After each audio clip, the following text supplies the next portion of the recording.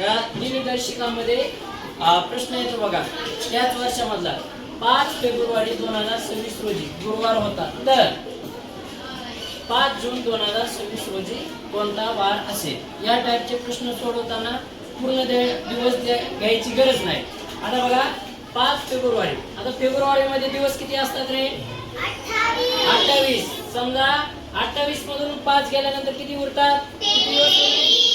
दिवस किती उरले फेब्रुवारी मधले? 23 झाले.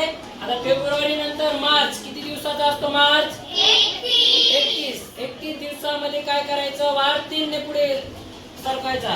3 घेतला येतात. हा 31. त्यानंतर एप्रिल किती दिवसाचा असतो? वार कितने पुढे जाणार?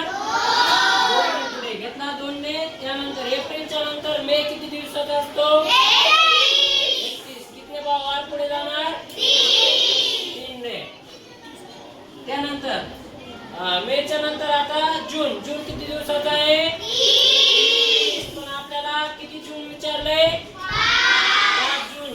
3 वार 2 ने पुढे नाही घालायचा. 5 जून 5च घ्यायची तारीख. 5 घेतली. आता या सर्वांची काय करायची? आपल्याला बेरीज करायची. 23 आणि 3 26, 27, 28. पुन्हा 29, 30, 31 आणि 5 किती होतात?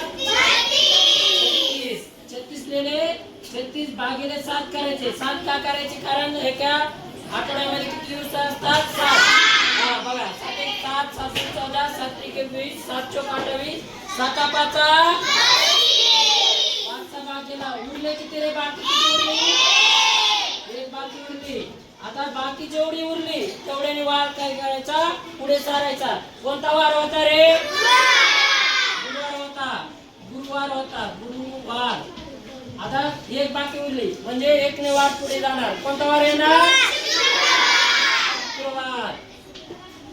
शुक्रवार. म्हणजे 5 जून रोजी कोणता वार आहे? 5 जूनला शुक्रवार. आणि 5 जूनला कोणता दिवस कोणता असतो रे?